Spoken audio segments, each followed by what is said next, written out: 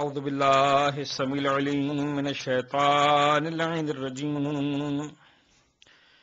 بسم الله الرحمن الرحيم. الحمد لله الذي علا في توحده ودنا في تفرده، الذي بعد فلا يرى وقرب فشهد النجوى، ثم الصلاة والسلام والتحية والإكرام على أشرف الأنبياء والمرسلين حبيب إله العالمين سيدنا ونبينا وحبيب قلوبنا وطبيب نفوسنا وشفيع ذنوبنا أبي القاسم محمد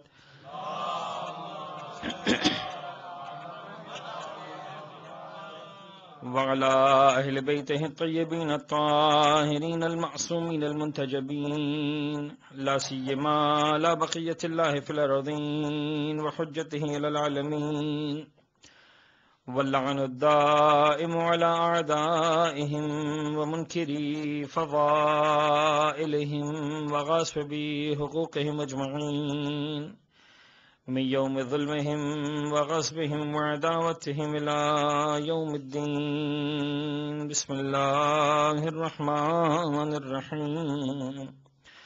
اللهم كن لوليك الحجة بن الحسن صلواتك عليه وعلى آبائه في هذه الساعة وفي كل ساعة وليا وحافظا وقائدا وناصرا ودليلا وعينا حتى تسكنه أرضك طوعا وتمتعه فيها طويلا.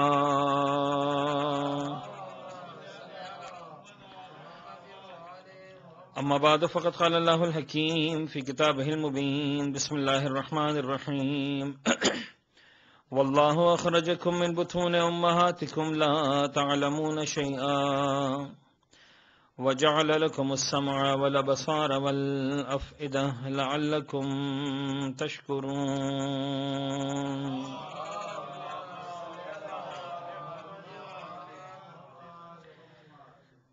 اذان گرامی قدر، میرے محترم دوستوں، میرے بزرگوں، ساتھیوں، آج سے تقریباً 10 تقاریر تک میں نے آپ عزیزان کی خدمت میں حاضر ہونا ہے، اور یوں سمجھ لیجئے کہ مجھے نہیں پتا یہاں مجالس کا انداز کس طرح کا ہے، لیکن عام طور پر جو انداز ہے ذاکرین نظام کا، علماء کرام کا، کہ بڑی زندہ مجالس ہوتی ہیں اور مسلسل فضائل مولا کا تذکرہ ہوتا ہے اور شان اہل بیت میں نعرے بلند کیے جاتے ہیں، تو یقیناً ہماری مجالس کی جان ہے، اور میری بڑی خواہش ہوتی ہے کہ مجالس جو نعروں سے بھرپور ہو اور ذکر مولا بھی ہو.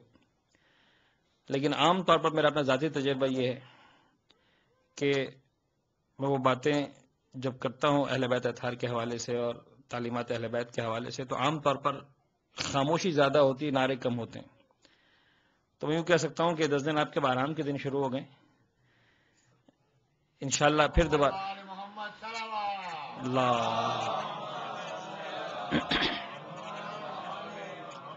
لیکن انشاءاللہ ہم کوشش ضرور یہ کریں گے کہ جہاں بھی جو ہے وہ موقع ملا ہم ضرور نقطوں کے حوالے سے یہ بات کریں گے، اہل بیت اطہار کا تذکرہ مسلسل ہوگا. لیکن ان 10 دنوں میں ہم کوشش کریں گے کہ ایک موضوع جس کا ہم نے انتخاب کیا ہے تربیت اولاد، تو اس حوالے سے جس حد تک ہو سکے گنجائش ہے جہاں تک ہمارے پاس ڈسکس کرنے کی، اور یقیناً آپ عزیزان کی جو فیڈ بیکس ہوں گے اور جو سوالات ہوں گے ہم کوشش کریں گے کہ آئندہ تقاریر میں ان سوالات کو اور آپ کے فیڈ بیکس کو بھی کیٹر کریں. تو ایک اجتماعی طور پر ہم ذکر اہل بیت کے ساتھ ساتھ جو تعلیمات اہل بیت ہے اس کو بھی ان 10 دنوں میں کچھ سیکھنے کی کوشش کریں گے. ایک صلوات بھیج دیجیے گا محمد و آل محمد پر.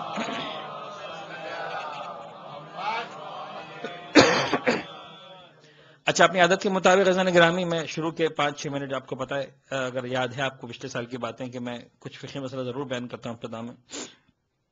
تو آج ایک مسئلے کا میں آغاز کر دیتا ہوں. مجھے اب یاد نہیں ہے کہ میں نے پچھلے سال کون کون سے مسائل بیان کیے تھے، تو بہرحال ممکن ہے کچھ آپ کا ایسا لگے کہ ریپیٹ بھی ہو رہی بات. اگر کہیں پر ایسا مسئلہ بیان کر دوں جو پہلے بیان کر چکا ہوں تو اس کو بطور تذکرہ سماعت فرما لیجیے گا، اور اگر پہلے بیان نہ کیا ہو تو ویسی بات. اور زیادہ تر امکان اس بات کا ہے کہ میں کوئی نئی بات بیان نہیں کروں گا، وہی باتیں بیان کروں گا جو عزیزان کو معلوم ہیں اور اصولاً معلوم ہونی بھی چاہیے. یہ تو برسبیل تذکرہ ہوتا ہے، دوبارہ یاد دلانے کے لیے ہوتا ہے. آج جو بات میں عرض کر رہا ہوں وہ ایک چھوٹا سا مسئلہ ہے، اور مجھے اندازہ ہے تھوڑا سا ایک بڑا مسئلہ بھی بن سکتا ہے اگر آپ لوگوں کے سوالات آئے تو. میں اس کی شروعات کر رہا ہوں، پھر دیکھیں بات کہاں تک پہنچتی ہے. ایک مسئلہ جس کا تذکرہ ضروری ہے وہ یہ ہے کہ اسلام نے ایک قانون مقرر کیا ہے، اور اس قانون کے تحت جب بھی ایک انسان اس دنیا سے رخصت ہوتا ہے، جب ایک شخص کا انتقال ہوتا ہے، تو جو اس کے ورثہ ہیں اسے پروردگار عالم کے بیان کردہ قانون کے مطابق اور اہل بیت اطہار کے بیان کردہ تفسیر کے مطابق 3 کیٹیگریز میں ڈیوائیڈ کیا گیا ہے. جو ورثہ ہیں، انسان کے مرنے والے کے جو وارث ہیں، وہ 3 کیٹیگریز میں ہیں. یوں آپ کہہ لیجئے کیٹیگری 1، کیٹیگری 2 اینڈ کیٹیگری 3. اور جنرل فارمولا یا جنرل جو رولنگز ہیں وہ یہ ہیں کہ جب تک کیٹیگری 1 میں ایک وارث بھی زندہ ہے، کیٹیگری 2 کی باری نہیں آئے گی. اگر کیٹیگری 1 میں ایک وارث ہے یا 10 وارث ہیں یا زیادہ وارث ہیں، وہ لوگ ایک خاص قاعدے کے تحت وارث قرار پاتے ہیں. لیکن اگر کیٹیگری 1 میں کوئی بھی نہیں ہے تو پھر کیٹیگری 2 کی باری آتی ہے. کیٹیگری 2 میں بھی چاہے 1 ہو، چاہے 2 ہو، چاہے 4 ہو، چاہے 10 ہو، جتنے افراد بھی ہوں وہ وارث بنتے ہیں. اور اگر فرض کر لیں کیٹیگری 2 میں بھی کوئی وارث زندہ نہیں ہے، کوئی ہے ہی نہیں یا تھے اور انتقال ہو چکا ہے، تو پھر کیٹیگری 3 کی باری آتی ہے. اور اگر کیٹیگری 3 میں بھی ایک یا ایک سے زیادہ افراد ورثہ موجود ہیں، وہ وارث بنیں گے. اور اگر کیٹیگری 3 میں بھی کوئی وارث نہ ہو تو پھر کسی بھی انسان کے وارث یعنی مومن کے وارث، یہ نہیں کہ کوئی وارث نہیں لاوارث بن جائے گا وہ، پھر اس کے وارث زمانے کے امام قرار پاتے ہیں. صلوات پڑھ دیں محمد و آل محمد. یعنی دنیا والوں کے لیے چاہے کوئی بھی وارث ہو، اہل بیت کے ماننے والے کبھی بھی لاوارث نہیں جاتے ہیں. اب ظاہر سی بات ہے کہ مسئلہ اگر میں بہت زیادہ ڈیٹیل میں جاؤں گا تو بہت لمبا ہو جائے گا. میں آج ہائی لائٹ کے طور بیان کر رہا ہوں، انشاءاللہ کل پرسوں کی تقاریر میں تھوڑا تھوڑا اس کا اگلا حصہ بھی بیان کروں گا. آج کی حد تک میں صرف اتنا عرض کر دوں کہ شوہر یا بیوی یہ نہ کیٹیگری 1 میں آتے ہیں، نہ کیٹیگری 2 میں آتے ہیں، نہ کیٹیگری 3 میں آتے ہیں. یعنی اگر کسی عورت کا انتقال ہوا تو آپ کیٹیگری 1 میں دیکھیے گا یا 2 میں دیکھیے گا یا 3 میں دیکھیے گا تو نہ آپ کو نظر آئے گا کہ شوہر وارث ہے، نہ اگر شوہر کا انتقال ہوا تو بیوی وارث ہے، کیٹیگری 1 کے اعتبار سے، 2 یا 3 کے اعتبار سے. یعنی کہنا یہ ہے کہ شوہر تو وارث ہے ہی ہے، چاہے مرنے والے کے وارثین کیٹیگری 1 کے ہوں یا 2 کے ہوں یا 3 کے ہوں. اسی طرح بیوی وارث ہے ہی ہے، چاہے مرنے والے کے وارث کیٹیگری 1 کے ہوں، کیٹیگری 2 کے ہوں یا کیٹیگری 3 کے ہوں. یعنی سمجھانا یہ ہے کہ اگر ایک عورت کا اس دنیا میں انتقال ہوتا ہے تو اس کا شوہر اس کا 100% وارث نہیں بنتا.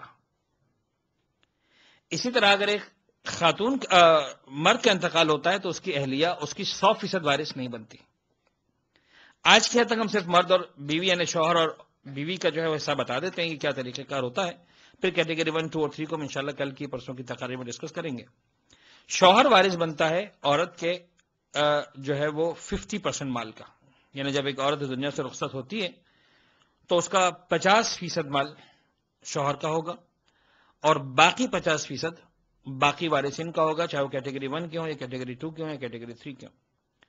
اور اگر جس خاتون کا انتقال ہوا ہے اس کی اولاد بھی ہے کوئی، چاہے اسی شوہر سے جس کا انتقال ہوا ہے یا فرض کر لیں اس عورت کی دوسری شادی تھی، اگر عورت کی اولاد بھی ہے تو پھر مرد 25% کا وارث بنتا ہے.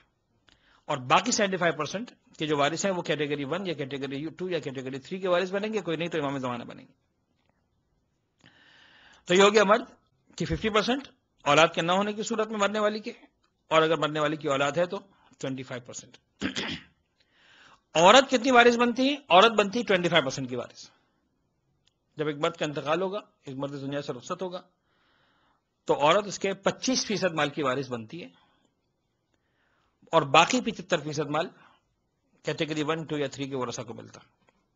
اور اگر مرنے والے مرد کی اولاد بھی زندہ ہے تو پھر اس عورت کو 12.5%, 12.5%, ہاف آف دا 25%, 1/8 حصہ عورت کا ہوتا ہے, اور باقی 87.5%, 7 حصے 8 میں سے وہ جو ہے وہ باقی ورثہ کے ہوتے ہیں.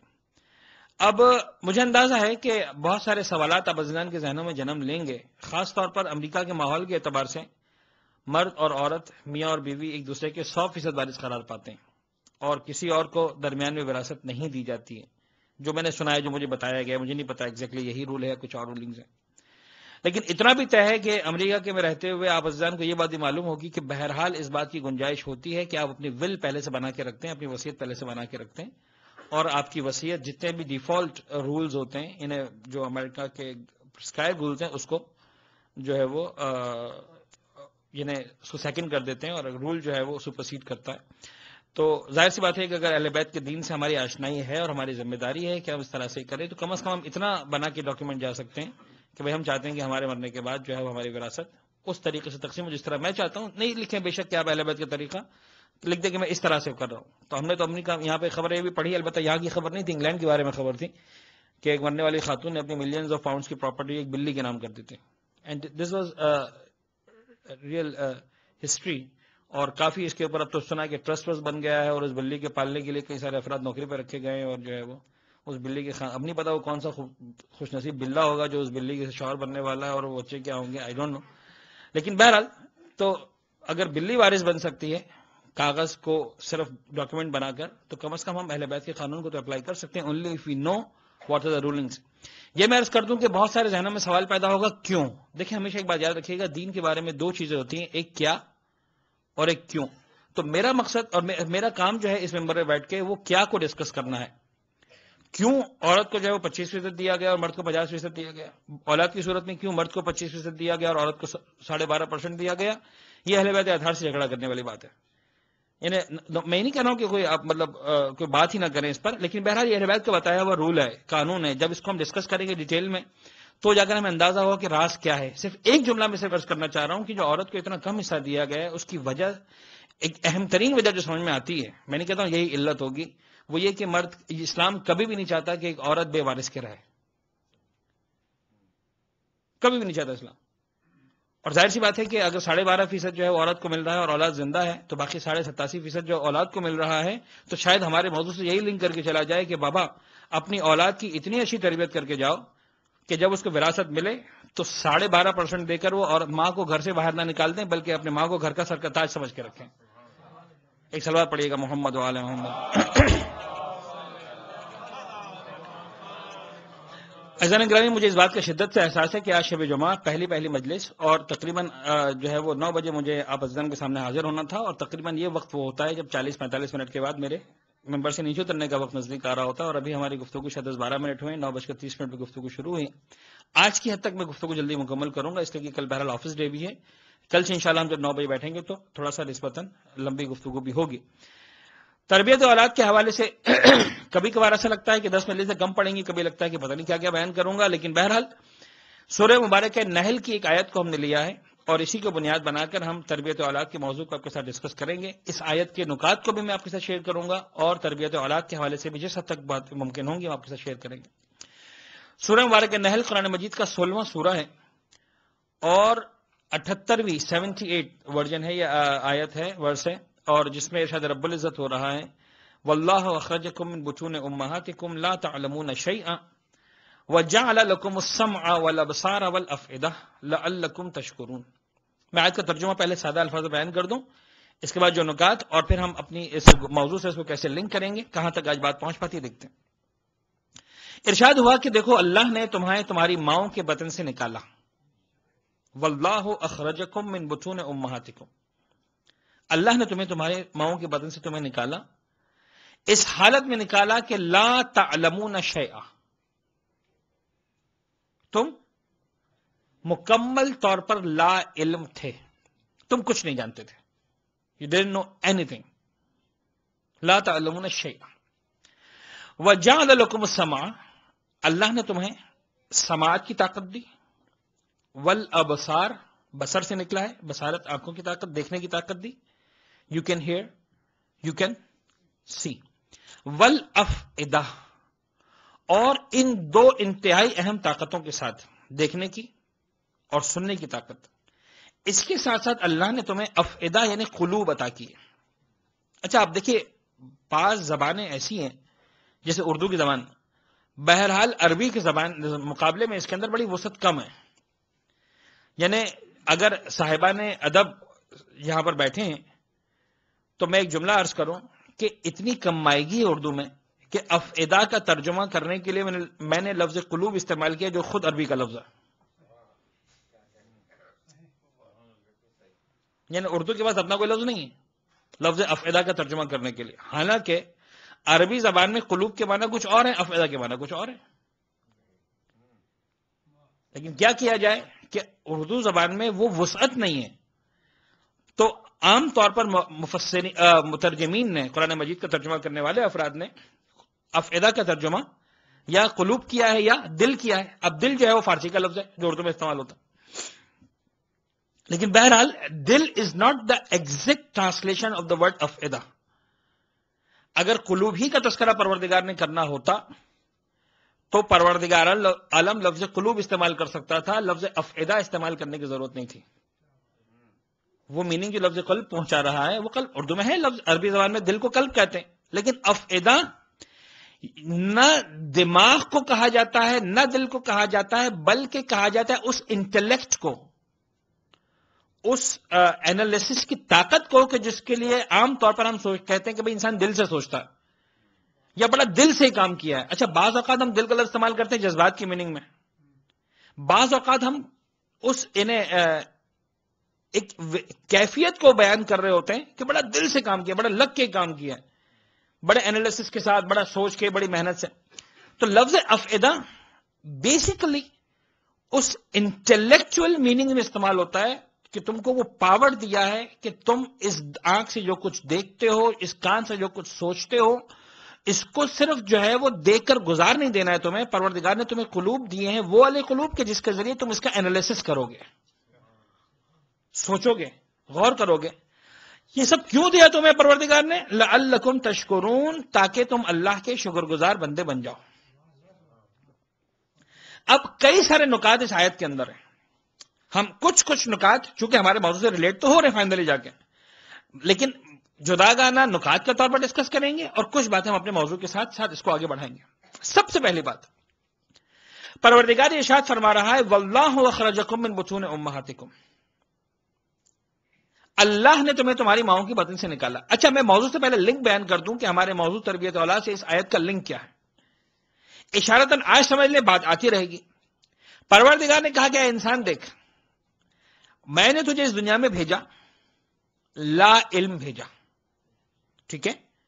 تو اس دنیا میں جب آیا کسی طرح کا علم تیرے پاس نہیں تھا. اچھا اس لفظ کی وسعت کو ذرا دیکھ لیں، لا تعلمون شیئا کا لفظ، اس کی وسعت کو ذرا دیکھیں. پروردگار کہہ رہا ہے کہ اے انسان تو لا تعلمون، کچھ نہیں جانتا. لا تعلمون شیئا، کسی چیز کا علم تیرے پاس نہیں. ہم جب بچوں کو اسکول میں سمجھاتے ہیں، جب وہ لینگویج سیکھ رہے ہوتے ہیں تو انہیں ہم سکھاتے ہیں عام الفاظ اور خاص الفاظ، common nouns and proper nouns. تو ہم سمجھاتے ہیں کہ مثال کے طور پر علی، فاطمہ، حسن، حسین، نیو یارک، ہیوسٹن، یہ سب پراپر ناؤنز ہیں. اور جناب علیہ ہم اس کو بتاتے ہیں کہ سٹی، اسٹیٹ، کنٹری، یہ سب کامن ناؤنز ہیں، ہے نا؟ ایک ایسا ورڈ کہ جس کے دائرے میں ایک سے زیادہ افراد آ جائیں، دیٹس کامن ناؤن. اور ایک ایسا لفظ جس کے دائرے میں صرف ایک وجود آ سکے، دیٹ از پراپر ناؤن. یہی ہوتا ہے. پھر بچہ ڈسٹرب بھی ہوتا ہے کہ صاحب آپ تو کہتے ہیں کہ علی پراپر ناؤن ہے، ہمارے تو محلے میں 10 علی موجود ہیں، کیسے پراپر ہو گیا؟ تو سیلف ہمیں معلوم ہے، ایسے بڑے ہوتے ہوتے ہمارا ایک سینس ڈیولپ ہو جاتا ہے کہ نہیں، اگرچہ 10 نام ہے لیکن لفظ علی جب بھی بنایا گیا ہمیشہ ایک خاص فرد کے لیے بنایا گیا، لہذا پراپر بن جاتا ہے. لیکن سمجھانا صرف یہ ہے کہ اگر ہم اس کو ڈیٹیل میں جا کر دیکھیں تو جتنے کامن ناؤنز ہیں یہ کمپیریٹیولی پراپر ناؤن بن جاتے ہیں. کیا مطلب؟ یعنی وہ ہیں کامن ناؤنز لیکن کمپیریٹیولی پراپر ناؤنز بن جاتے ہیں. لائک سپوز میں کہتا ہوں کہ مثلا مرد، مین کامن ناؤن ہے، لیکن بہرحال کامن ہونے کے باوجود اس حد تک اس کا دائرہ چھوٹا ہے کہ کوئی عورت اس دائرے میں نہیں آ سکتی. یعنی چاہے کروڑوں انسان اس کے اندر آ جائیں لیکن کروڑوں ابھی بھی اس دائرے سے باہر ہیں. تو کمپیریٹیولی پراپر بن گیا. اب اگر مجھے ایک ایسا کامن ناؤن چاہیے جس کے اندر مرد بھی آ جائیں عورتیں بھی آ جائیں تو میں کہوں گا ہیومن بینگ. تو مین کامن تھا لیکن مین کے مقابلے میں ہیومن بینگ مور کامن، یعنی زیادہ کامن ہو جائے گا، جس کے اندر مرد بھی آ گئے عورتیں بھی آ گئی. لیکن ابھی بھی جب میں نے ہیومن بینگ کہا تو بہرحال یہ کامن ناؤن ہے، لیکن اس حد تک پراپر ہے کہ اس کے اندر پتھر نہیں آ سکتے، جانور نہیں آ سکتے، درخت نہیں آ سکتے ہیں. تو اگر مجھے کوئی ایسا کامن ناؤن چاہیے جس کے اندر انسان بھی آ جائیں اور جانور بھی آ جائیں تو میں کہتا ہوں لیونگ تھنگس. تب بھی بے جان چیزیں نہیں آتی ہیں. تو فائنلی اگر پتھر لانا ہے، پانی لانا ہے، ہوا لانی، سب چیزیں لے کر آنی ہے تو ہم ایک ورڈ یوز کرتے ہیں common, that is called thing. اور دنیا کی کوئی بھی زبان لے لیں آپ، لفظ شے، تھنگ، یا اردو زبان کا چیز، انگریزی کی چیز کی بات نہیں کر رہا ہوں، یہ اتنا کامن ہے کہ اس ورڈ سے زیادہ کامن ورڈ کوئی نہیں ہے. یعنی آپ یقین جانیے آپ جتنا بھی کوشش کر لیں، اگر آپ کو لفظ شے سمجھانا ہے تو آپ کے پاس ایک ہی ورڈ ہے سمجھانے کے لیے، وہ ہے چیز یا تھنگ. اگر اردو میں سمجھانا ہے تو آپ کہیں گے چیز، اور آپ کو انگلش میں سمجھانا ہے تو آپ کہیں تھنگ. آپ کہیں گے اینی تھنگ، شے. پروردگار کہہ رہا ہے کہ لک، تمہاری جہالت کا عالم یہ ہے. لفظ شے کو تو سمجھ میں آئے نا. تمہاری جہالت کا عالم یہ ہے کہ لا تعلمون شیئا، تمہیں کچھ نہیں معلوم ہے. اور یہ کوئی عام خطیب نہیں ہے جو ممبر سے بیٹھ کے شوق میں کہہ رہا ہے کہ تمہیں کچھ نہیں معلوم. پروردگار جس نے خلق فرمایا وہ کہہ رہا ہے تمہیں کچھ نہیں معلوم. تمہاری جہالت و لا علمی کا عالم یہ ہے کہ لا تعلمون شیئا، تم کچھ نہیں جانتے تھے. اچھا اب ایک نکتہ مجھے کہنے دیجیے، حالانکہ میں نکات پڑھنے کا مجھے موقع مل نہیں پاتا ماجد اس کے اندر. جس انسان کو اس دنیا میں علم حاصل کرنے کے لیے بھیجا اس کے لیے بھی لفظ شے استعمال کیا، لا تعلمون شیئا. اور جنہیں معلم انسانیت بنا کر بھیجا ان کے لیے بھی لفظ شے استعمال کیا، لیکن وہاں کس انداز سے استعمال کیا؟ وَكُلَّ شَيْءٍ أَحْصَيْنَاهُ فِي إِمَامٍ مُبِينٍ. اب تم ایسے جاہل ہو کہ کوئی شے دائرے علم میں نہیں ہے، اور وہ ایسے عالم ہے کہ کوئی شے دائرے جہل میں نہیں ہے. ایک صلوات پڑھے محمد و آل محمد.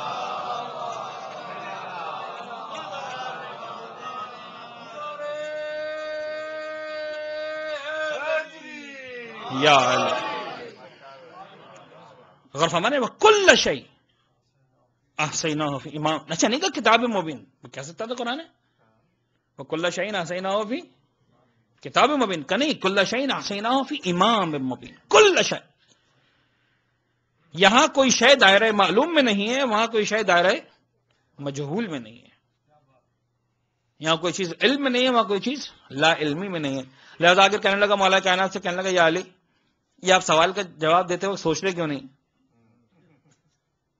امام نے فرمایا کہ بھائی کیوں سوچ کے جواب دینا کیوں ضروری ہے؟ کہنے لگا مولا عقل مندی کا تقاضا یہی ہے، جو صاحبان عقل ہوتے ہیں جب ان سے سوال پوچھا جاتا ہے تو پہلے تأمل کرتے ہیں، غور کرتے ہیں، سوچتے ہیں، اس کے بعد جواب دیتے ہیں. امام نے کہا فرمایا بالکل صحیح بات کی تو نے، بتا تیرے ہاتھ میں انگلیاں کتنی؟ کہنے لگا 5. امام نے کہا سوچا کیوں نہیں؟ کہنے لگا مولا بات یہ ہے کہ اب اس میں کیا سوچنے کی بات ہے، یہ تو دن رات 24 گھنٹے آنکھوں کے سامنے. امام نے فرمایا بھائی جس طرح سے 5 انگلیاں دن رات تیرے سامنے ہیں، اولین اور آخرین کا علم علی کے سامنے اسی طرح سے ہے. ایک باوجہ بلند صلوات پڑھتے محمد و آل محمد کو.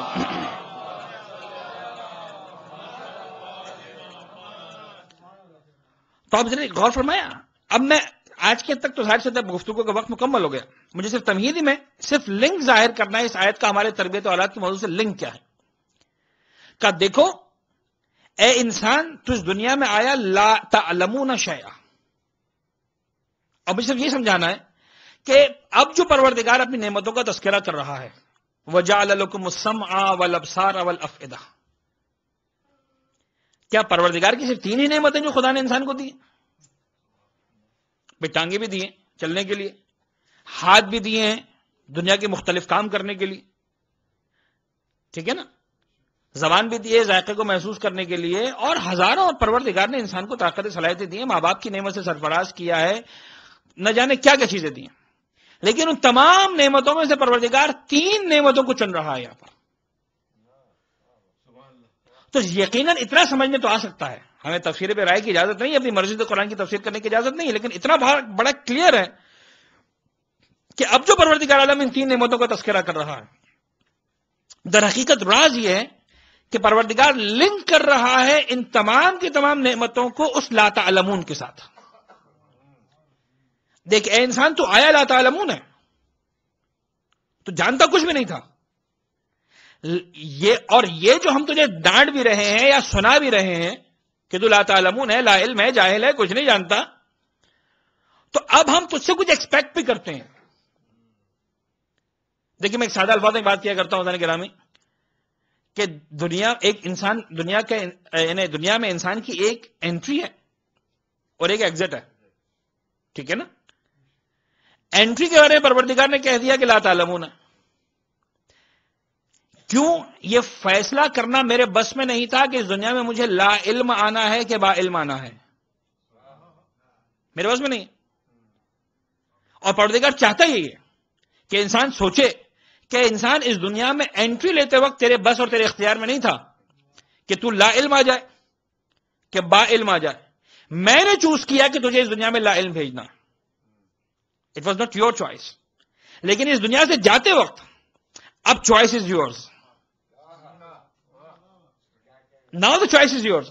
اس دنیا سے جب تو جا رہا ہے، جب اس دنیا سے رخصت ہو رہا ہے، جب پروردگار کا مہمان بن رہا ہے، تو اب تو اس دنیا سے لا علم جا رہا ہے کہ با علم جا رہا ہے، اس کا فیصلہ تجھے کرنا. لہذا میں نے تجھے ڈیوائسز دے دیے ہیں، اور بہترین ڈیوائسز. میں نے تجھے آنکھ دی ہے تو دیکھ سکتا ہے، میں نے تجھے کان دیے ہیں تو سن سکتا ہے. صرف اس لیے نہیں کہ تو سن لے اور دیکھ لے اور اس سے نکل جائے، میں نے تجھے افئدہ بھی دیے ہیں، اینالائز بھی کر. تو یہ سب کیا ہے؟ اس لا تعلمون کو علم میں بدلنا ہے. تو اب تربیت نفس بھی اس کے اندر ہمارے موضوع سے شامل ہے کہ خود اپنے آپ کو اپڈیٹ کرنا ہے، خود اپنے آپ کو اپڈیٹ کرنا ہے، خود اپنے آپ کو نالج فل بنانا ہے. اور تربیت اولاد اسی زمرے میں آتی ہے کہ بہرحال ہماری اولاد جو کچھ دیکھ رہی ہے، خاص طور پر امریکہ کے ماحول میں ہماری اولاد جو کچھ سن رہی ہے، تو ہماری اولاد سمجھتی ہے کہ جو دیکھ رہی ہے وہی حقیقت ہے، جو سن رہی ہے وہی حقیقت ہے. اب ماں باپ کی ذمہ داری ہے کہ یہ ایکسٹرنل افئدہ بن کر اپنے بچے کی تربیت کو اس انداز سے انجام دیں کہ واقعاً وہ اسی طرح سے تشکرون کی منزل پر پہنچے جس طرح پروردگار چاہتا تھا. اسی انداز سے بچے کو اپڈیٹ کریں، اسی انداز سے بچے کو گائیڈ کریں، اسی انداز سے بچے کو جو ہے وہ اپبرنگ کریں. وَجَعَلَ لَكُمُ السَّمْعَ وَالْأَبْصَارَ وَالْأَفْئِدَةَ. یعنی آج چونکہ صرف تمہید کی حد تک بات ہے، ایک جملہ اور عرض کر دوں. دیکھیے پروردگار نے کہا سماعت بھی تم کو دی، اللہ نے کہا میں نے بصارت بھی تم کو دی. یہ دونوں طاقت ہے نا، ہم دیکھ سکتے ہیں، ہم سن سکتے ہیں. اچھا بات یہ ہے کہ آج کی دنیا میں جو سب سے امپورٹنٹ لرننگ ٹولز ہیں، سب سے اہم لرننگ ڈیوائسز ہیں، وہ یہی ہیں. یا انسان دیکھ کے سیکھتا ہے یا انسان سن کے سیکھتا ہے. یعنی آپ دیکھیں کہ دنیا میں اس وقت جو اچھے آرگنائزیشنز ہیں، انسٹیٹیوٹس ہیں، وہ سارے تجربات اور پریکٹیکلز اپنی جگہ پر، لیکن ایک نارمل لرننگ کے لیے جب آپ کہتے ہیں صاحب بہت اچھا اسکول ہے، بہت اچھا کالج ہے، بہت اچھی یونیورسٹی ہے، تو آپ کیا کہتے ہیں صاحب ہر کلاس کے اندر پروجیکٹر لگا ہوا، اسکرین پر ملٹی میڈیا پریزنٹیشنز ہوتی ہیں. سر تو ملٹی میڈیا میں کیا ہوتا ہے؟ دو ہی تو چیزیں ہوتی ہیں، you can see and you are listening. آپ دیکھ لیں. یعنی پہلے کا استاد آپ کو ہر چیز دکھا نہیں پاتا تھا. یعنی اگر کل کے استاد کو آپ کو بتانا تھا کہ صاحب کراچی میں ایسا ایسا ہوتا ہے، تو یا تو اسے کوئی تصویر مل جائے کراچی کی، یا آپ امیجنیشن کریں. آپ تصویر نہیں ہے، لیکن آج آپ کو مووی دکھا دے گا، دیکھو یہ ہو رہا. تو جو آپ سن رہے ہیں اور ساتھ ہی ساتھ آپ دیکھ بھی رہے ہیں. سماعت اور بصارت جس کو آج انسان پتہ نہیں جس انداز سے استعمال کر رہا ہے، سمجھتا ہے میں نے کہاں سے کہاں پہنچ گیا. پروردگار کہتا ہے لوگ وہ طاقت بھی تم کو میں نے دی ہے. یعنی ایکچوئل ملٹی میڈیا ڈیوائس تو میں نے تم کو دیا ہے. اگر تمہارے پاس سننے کی طاقت نہ ہو تم کیا سنو گے؟ اگر تمہارے پاس دیکھنے کی طاقت نہ ہو تم کیسے آئیڈینٹیفائی کرو گے کلرز کو، مختلف چیزوں کو؟ تو خدا کہہ رہا ہے کہ لوگ میں نے تمہیں سماعت بھی دی، میں نے تمہیں بصارت بھی دی. اچھا اب ایک کام ذرا غور کیجئے گا اس ساری ملٹی میڈیا کے ساتھ. اب یہاں پر مجھے نظر نہیں آ رہا، آپ لوگوں کو بھی نظر نہیں آ رہا، لیکن سامنے کیمرہ لگا ہوا جو مجھے تو فوکس کیے ہوئے اگر مووی بن رہی ہے تو، ریکارڈنگ ہو رہی تھی، لیکن فی الحال آپ لوگوں کو فوکس کیا ہوا نہیں. لیکن بعض اوقات جب مجالس پڑھ رہے ہوتے ہیں تو کیا ہوتا ہے، کیمرہ سامنے بھی لگا ہوتا ہے اور فزیکلی کوئی اس کیمرے کو آپریٹ بھی کر رہا ہوتا ہے. اب ایک چیز بڑی جو غور کرنے کی ہے، دیکھنے کی ہے کہ اس کیمرے کے اندر جو کیمرہ مین مثال کے طور پر ریکارڈنگ کر رہا ہوتا ہے، مولانا کو، اسپیکر کو، ذاکر کو، عالم کو، کسی کو بھی، کچھ دیر بعد اس کو خیال آتا ہے کہ بھئی جو بھی دیکھے گا اس مووی کو، اچھا ہے میں اس کو یہ بھی دکھاؤں گا اس مجلس میں سننے والے کون کون آئے تھے. تو کبھی کبھار وہ کیمرے کو مجلس کے دوران ہی گھما دیتا، آڈینس کی طرف لے کے چلا جاتا، اور جیسے ہی آڈینس کی طرف کیمرہ جاتا جتنے سو رہے ہیں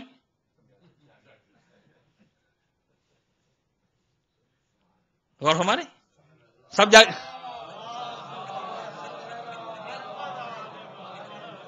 نہیں، آپ ایک دوسرے کے لیے مت دیکھیں، کوئی نہیں سو رہا،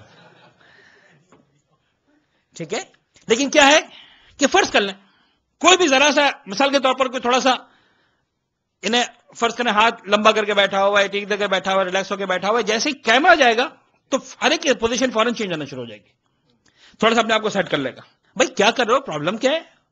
ارے صاحب مولانا صاحب دیکھیں نا کیمرہ آ گیا، اور جیسے اس وقت ہم ہیں کیمرہ ویسے کیپچر کر لے گا اور رزلٹ وہی پروڈیوس کرے گا کہ جیسے ہم نظر آ رہے ہیں. کیمرہ اپنی مرضی سے اگر ہم سو رہے ہیں تو جاگتا ہوا نہیں دکھائے گا، جاگ رہے ہیں تو سویا ہوا نہیں دکھائے گا، ہے نا. اچھا اس کیمرے کے پاس طاقت کون کون سی؟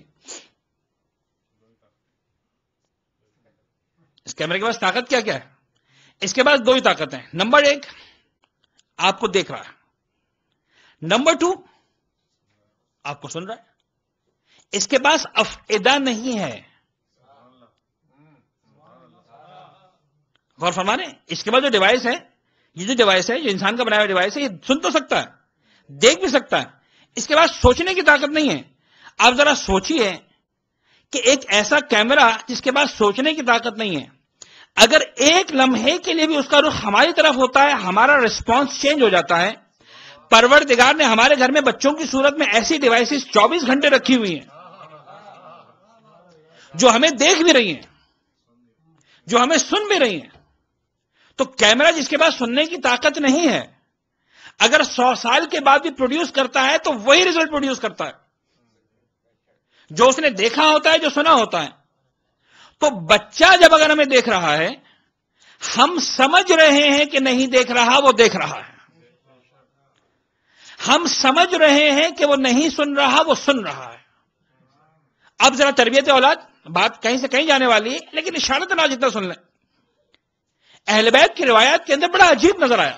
اچھا ایک نہیں کئی سارے روایات کے اندر میں بہت ہی محتاط الفاظ سے بات کروں گا، اس لیے کہ بہرحال ہمیں باتوں کو سمجھنا بھی ہے، ممبر کے تقدس کا خیال بھی رکھنا ہے. اور مجھے اندازہ ہے کہ اہل بیت اطہار کے ممبر سے اس طرح کی، حالانکہ اہل بیت نے بڑی ڈیٹیل میں باتیں بیان کی ہیں، جو بھی بیان کر رہا ہوں اہل بیت کی حدیث بیان کر رہا ہوں، لیکن ہمارا مزاج اتنا تبدیل ہو چکا ہے صدیوں میں کہ ہم اہل بیت کی باتوں کو ہی اہل بیت کے ممبر سے سننے کے لیے اتنا آسانی سے بعض باتوں کو ابھی ہم یعنی اتنا اپنے آپ کو نہیں سمجھا پائیں کہ ہم ٹالریٹ کر سکیں. اہل بیت تو زبان سے الفاظ کی، لیکن میں بڑے محتاط الفاظ میں ممبر کے تقدس کا خیال رکھتے ہوں. ایک عجیب بات، میاں اور بیوی جب اپنے ازدواجی تعلقات قائم کر رہے ہیں، اہل بیت اطہار کی روایات میں اتنا شدت سے تذکرہ کیا گیا، خبردار جب بچہ جاگ رہا ہو کچھ مت کرنا. Many of the times the child cannot see, maybe he can hear only. معصوم فرماتے ہیں یاد رکھنا بڑا ہو کر وہ بچہ زانی بنے گا. وَجَعَلَ لَكُمُ السَّمْعَ وَالْأَبْصَارَ وَالْأَفْئِدَةَ. یعنی دنیا کے اسکالرز یہی تو کہہ رہے ہیں آج، جو قرآن پہلے دن سے کہہ چکا ہے، اہل بیت پہلے دن سے کہہ چکے ہیں. دنیا کے اسکالرز یہی، ایجوکیشن اسپیشلی وہ یہی کہتے ہیں. وہ کہتے ہیں کہ آپ کا سب سے بڑا کلیم یہ ہے کہ بچہ سنتا نہیں ہماری. ایجوکیشن کہتا ہے میرا سب سے بڑا کلیم یہ ہے کہ بابو بچہ تمہاری ہی سن رہا ہے، تمہارا خیال ہے کہ نہیں سن رہا، تم سمجھتے ہو کہ نہیں سمجھ رہا. یہ تمہاری نہ سمجھی ہے، بچے کی نہ سمجھی سے زیادہ تو ماں باپ کی نہ سمجھی ہے. مرحوم علامہ ذیشان احمد جوادی جملہ کہا کرتے تھے، خدا ان پر اور ہمارے تمام علماء اور مراجع کو گزشتہ پر رحمت نازل فرمائے اور ان کے درجات کو مزید بلند فرمائے. بڑا خوبصورت جملہ، یعنی واقعی جملہ میرے کہنے کی ہمت نہیں ہے، اگر علامہ ذیشان نے نہ کہا ہوتا. وہ بزرگ عالم دین تھے، بہرحال ان کو زیب دیتا تھا اس طرح کی باتیں کرنا. وہ کہتے تھے کہ لوگ آتے ہیں مولانا صاحب اور آ کر کہتے ہیں کہ مولانا ہمارے بچے جو نالائق ہو گئے، ہمارے بچے نالائق ہو گئے. تو وہ مسکرا کر فرماتے تھے کہ وہی لفظ جو آپ اپنے بچوں کے لیے استعمال کر رہے ہیں میں آپ کے بارے میں تو استعمال نہیں کر سکتا ہوں، لیکن میں یہ کہتا ہوں کہ والدین بھی اتنے لائق نہیں رہے. تربیت اولاد کا سب سے پہلا نقطہ ہے تربیت نفس. یعنی اگر تربیت اولاد کے موضوع کو ہم یہ سوچ کر سن رہے ہیں کہ we are the perfect, we are done, we are okay, ہمیں صرف بچوں کو صحیح کرنا ہے، مولانا صاحب ہمیں یہ بتائیے بچوں کے ساتھ کیا کرنا ہے، ہمارے بارے میں بات مت کیجیے گا. میری اولاد نمازی بن جائے، میں جیسا بھی ہوں، میرا بچہ سگریٹ نہ پیے، چاہے میں نہ جانے کیا کیا پی لوں. تو تربیت اولاد ایسے نہیں ہونے والی جب تک کہ تربیت نفس نہیں ہوگی. اب بہرحال گفتگو مکمل ہو گئی، آج کے تک میں یہیں پہ چھوڑ رہا ہوں، اس لیے کہ باتیں اتنی ہیں کہ بہرحال 10 میں بیان کرنی ہے اور ساری باتیں آج بیان کر دی تو باقی 9 دنوں میں خود کیا کروں گا. ایک سلوات بھیج دیجیے گا محمد و آل محمد.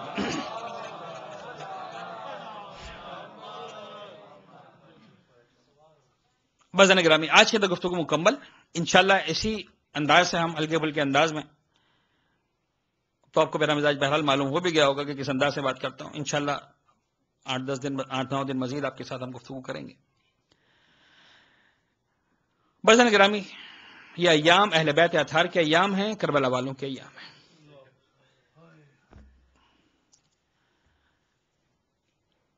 اور چونکہ شب جمعہ میں ہماری گفتگو کا آغاز ہو رہا ہے، میرا دل چاہ رہا ہے خاص طور پر شہزادی زینب کبریٰ کا تذکرہ کروں. میں مصائب بہت زیادہ تفصیلی نہیں پڑھ پاتا ہوں، یہ میری خواہش تو ہوتی ہے دیکھیں، لیکن جناب زینب چونکہ آج پہلی مجلس ہے، آج اس انداز سے سنتے ہیں. ایک بات میں اکثر کہتا ہوں مصائب میں کہ اگر شہزادی زینب کے مصائب کو سمجھنا ہے تو نظام کربلا کو سمجھنا پڑے گا. اور کربلا کا نظام یہ ہے، عزیزان گرامی آپ ذرا غور کیجئے گا، اور بس یہی جو اگر بات سمجھا پایا تو یہی میرا مصائب ہے، گفتگو مکمل ہو جائے گی. نظام کربلا یہ ہے کہ اہل بیت اطہار میں چاہے پیغمبر نے جنگیں لڑی ہوں، چاہے مولا کائنات کے زمانے میں جنگیں ہوئی ہوں، ہمیشہ مزاج یہ رہا کہ اپنوں کو پہلے بھیجا، دوستوں کو بعد میں بھیجا. کربلا کی جنگ واحد جنگ ہے جہاں دوستوں کو پہلے بھیجا، اپنوں کو بعد میں بھیجا. راز کیا تھا؟ جو ایک راز سمجھ میں آتا ہے وہی سمجھ میں آتا ہے کہ کربلا کا دن وہ دن تھا جہاں سب کو معلوم تھا کہ سب کو شہید ہونا، جہاں ہر ایک کو معلوم تھا کہ ہر ایک کو شہید ہونا. تو اب میرے مولا کی خواہش تھی، وہ جو سنت تھی اسی سنت پہ عمل کیا. ہر جنگ میں اپنوں کو پہلے اس لیے بھیجا جاتا تھا کہ غیروں کو کم سے کم تکلیف پہنچے، اصل تکلیف اپنوں کو پہنچے. کربلا میں حسین نے یہی کیا کہ غیروں کو کم سے کم تکلیف ہو. تو اب اتنا سمجھ لیں جو سب سے پہلا شہید تھا اس کا دکھ اور اس کا غم صرف اتنا تھا کہ وہ 3 دن کی بھوک اور پیاس لے کر اس دنیا سے رخصت ہوا. بات سمجھ میں آ گئی؟ جو دوسرا شہید تھا اس کا غم بڑھ گیا، وہ بھوکا اور پیاسا بھی گیا، ایک شہید کا غم دل میں لے کر بھی گیا. اب سمجھ میں آیا کہ عباس کو کیوں آخر تک روک کے رکھا تھا. باہر بار آتے تھے میرے مولا کے پاس، مولا مجھے میدان کی اجازت دیں. حسین کہتے تھے عباس تو میرے لشکر کے علمدار. اور آخر میں وقت آیا جب حسین سے عباس نے کہا کہ مولا اب وہ لشکر کہاں رہا جس کا میں علمدار تھا. سمجھ میں آ گیا نا؟ تو جو اپنا تھا، یعنی اگر یہ سمجھنا ہے تو اب عباس کا غم یہ ہے کہ صرف بھوکے اور پیاسے نہیں جا رہے، اب اکبر کے جنازے کا غم دیکھ کر جا رہے. قاسم کی لاش کے ٹکڑوں کا غم دیکھ کر جا رہے ہیں اور محمد کے جنازوں کو دیکھ کر جا رہے ہیں. اب سمجھ میں آئے گا حسین ابن علی کیا ہے. عباس نے جتنے مسائل برداشت کیے، 6 مہینے کے بچے کا لاشا عباس نے نہیں اٹھایا، لیکن حسین ابن علی وہ ہے جس نے 6 مہینے کے بچے کے لاشے کو اٹھایا ہے. اب اگر یہ بات سمجھ میں آ گئی تو زینب سمجھ میں آ جائے گی. 71 لاشوں پر ماتم کرنے والے کا نام ہے حسین اور 72 جنازوں کو رونے والی کا نام ہے زینب.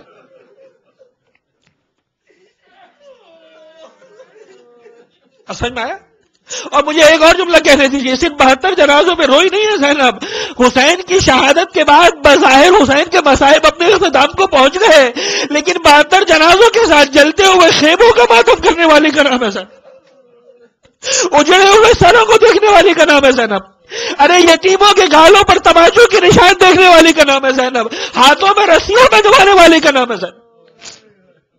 بس ایک روایت کا جملہ عرض کروں، آپ نے سنا ہے مولا عباس کے جب مصائب پڑھے جاتے ہیں تو ایک مصیبت کا تذکرہ ایسے میں جمعہ لہذا روایت پڑھ رہا ہوں. جناب سیدہ کہتی ہے ذاکر تو میرے بیٹے کے مصائب کیوں نہیں پڑھتا؟ کون سا ذاکر؟ جو ہمیشہ مولا عباس کے مصائب پڑھا کرتا تھا، ہے نا، ہمیشہ مصائب پڑھا کرتا تھا.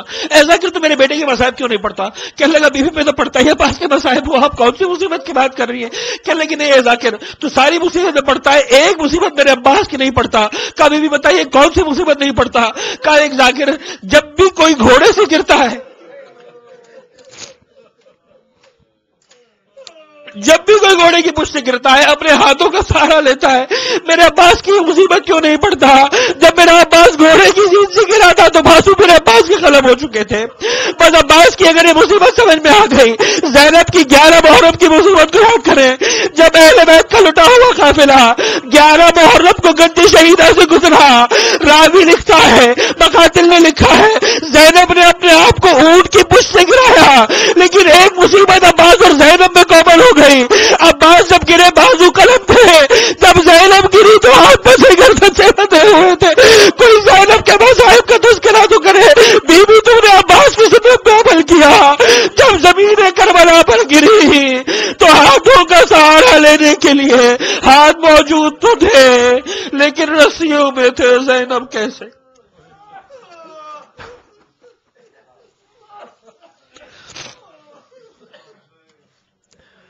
وَسَيَعْلَمُ الَّذِينَ ظَلَمُوا آلَ محمد نَيَّا مُنْقَلَبٍ يَنْقَلِبُ. پالنے والے سے جو واسطہ محمد و آل محمد کا، ہمارے اس قلیل توسل کو اپنی بارگاہ میں قبول فرما. غم محمد و آل محمد کے سوا کوئی غم ہماری زندگی میں شامل نہ فرما. ہمارے ناسوں قربا لحظت زہرا میں جگہ عنایت فرما. پالنے والے محمد و آل محمد کا واسطہ بانیان مجلس، حاضرین مجلس کی تمام حاجتوں، دعاؤں، تمناؤں کو قبول فرما. جو بیمار ہے بیمار کربلا کی صدقے میں صحت کلی عنایت فرما. جو پریشان حال ہے ان کی پریشانیوں کو دور فرما. جو بے اولاد ہیں ان کو اولاد صالحہ عنایت فرما. جو بے روزگار ہیں، جو کم روزگار ہیں، جو خدا نے خاص طور رزق حرام میں مبتلا ہیں، ان سب کے رزق حلال و طیب میں کثرت و برکت و وسعت عنایت فرما. پالنے والے محمد و آل محمد کا واسطہ دنیا میں جہاں بھی اہل بیت اطہار کے چاہنے ماننے والے موجود ہیں، بالخصوص وطن عزیز میں ایک بار پھر مشکلات کے وقت کا آغاز ہو رہا ہے. تمام اہل ایمان کی جان و مال، عزت اور آبرو کی حفاظت فرما. دشمنان ایمان و اسلام اگر قابل ہدایت نہیں، میرے معبود سب کو جہنم واصل فرما. پالنے والے محمد و آل محمد کا واسطہ قلب مقدس امام زمانہ کو ہم سب سے راضی و خوشنود فرما. ہماری گناہگار آنکھوں کو مولا کے دیدار سے منور فرما. امام کے سچے شیعوں میں، سچے محبت کرنے والوں میں، سچے انتظار کرنے والوں میں ہم سب کا نام شامل فرما. بالخصوص تربیت نفس اور تربیت اولاد کی منزلوں سے اس انداز سے گزرتے ہوئے جس انداز سے اہل بیت چاہتے ہیں، مولا کے قلب مقدس کو خوش کرنے والوں میں ہم سب کا نام شامل فرما. اپنی آخری حجت امام عصر والزماں کے ظہور میں تعجیل فرما. ربنا تقبل منا انک انت السمیع العلیم وتب علینا انک انت التواب الرحیم. ماتم حسین.